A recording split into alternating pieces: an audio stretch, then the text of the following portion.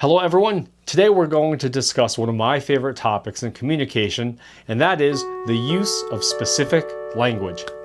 Specific language can help reduce ambiguity, it can improve understanding, but ultimately use of specific language is the best way to begin connecting me with you or connecting you with other people. Ultimately, the use of specific language is how we as people develop connections, maintain connections, and continue building rapport. I see so many videos on my feed where someone will talk about being a photographer. They will say something to the effect of, "This camera is great. It has a lot of features I love. It does so many things that I really appreciate, and Canon makes a great camera." Now, all of those statements might be great for boosting engagement as they lengthen the view time per video, which then helps the algorithm push that content to you, the viewer, more readily. However, none of those statements really hook me in while I'm watching it, curious about the specific camera or the features. I think specific language should and could go a lot like this. This is the Canon R5. On it is the RF 24 to 105 f4 lens. This camera generates 45 megapixel high resolution stills that are so full of color, contrast, and have accurate focus detection, but it also can film up to 4K and beyond in video resolution because this camera is both stills and video equipped. And for me, in the studio, where I need one camera that does it all, the Canon R5 has all of those features that I could switch between photo and video mode on a given shoot. And that is a way that we could still boost engagement, we could still lengthen runtime, but we can skip the preamble of unnecessary filler statements that don't get to the specific heart of the matter that we're trying to present. Oftentimes, when we use specific language, we can say more with fewer words. And I think that is where a lot of people have difficulty, is that they have to think very specifically of what their intent, their message, and how to deliver those two things. And that's where they stumble, they slow down, they start saying things like, "I would love to share with you some thoughts." If we go back to the example of why I love this camera, I can say something very specific, such as, because this Canon R5 takes such a high resolution photo, and because the colors are very accurate, the contrast levels are very accurate, I save time in editing, meaning I can take a photo, share it, and post it a lot faster than previous cameras that didn't have as high resolution, that didn't have as great color accuracy, and who had less contrast in the images. It's sometimes hard getting right to the heart of what we're trying to explain, share, discuss, or ask.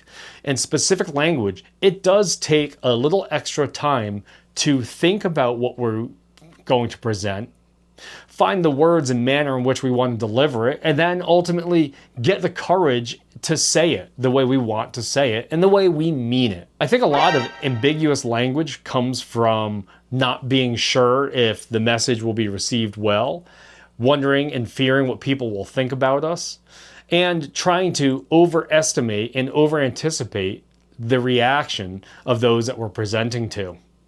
Here are some easy tips on how you can improve your specific language use in day-to-day conversation. I think tip number one is to think about what that preamble really means. This camera has a lot of great features. Okay, that is a great idea, but let's look at the specific features that you want to share to someone that make them great. What are the fun features that really mean a lot to you? Start with those features and open that up as soon as possible in the discussion. I think the next tip I would share with you about using specific language is think about your intent. Are you looking to inform? Are you looking to entertain? Are you looking to console, show support? or ask questions and be inquisitive of the person you're communicating with. And if you're sure of your intent, then you can think about the theme, the message, the offering, the question a lot quicker and deliver that in a very specific method that pertains to the theme and your intent. The final step, after you've decided the theme, you decided the intent, is to find the words in the most concise yet still conversational way possible. And if we go back to sharing information with someone about the camera, the theme is telling them why I love the camera. The intent is to inform them because they might want to purchase a camera very similar to mine for uses very similar to mine. And for me, I am a portrait photographer.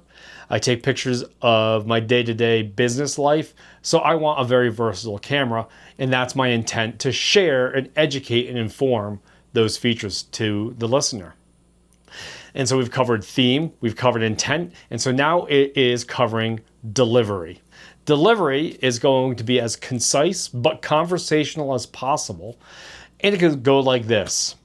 I know that you're looking at purchasing a brand new camera also for your small business, and you're also going to take portraits of people, but you might do promotional videos as well. That's how I use my Canon R5. It came with the 24-105 lens, so you don't really have to buy any new lenses with that camera to get started. And I really enjoy using it because of its color accuracy. The contrast levels are great, and it's very easy to switch from photo to video. That discussion had no preamble. I didn't warm up, ramp up, and start using extra words to get the conversation started. I started by saying, I know you're looking for a new camera, and that is a great intro. Great intros can be specific, and sometimes I think with specific language, it's hard to get that introductory statement going. But if you think of your theme, you think of your intent, and then you think of how the delivery is going to come out, then your specific language will be a lot easier to find, to use, and to understand. I hope these tips have helped, and we're going to continue talking about specific language in future lessons. As always, thanks for watching. This is Mr. Phil, signing off.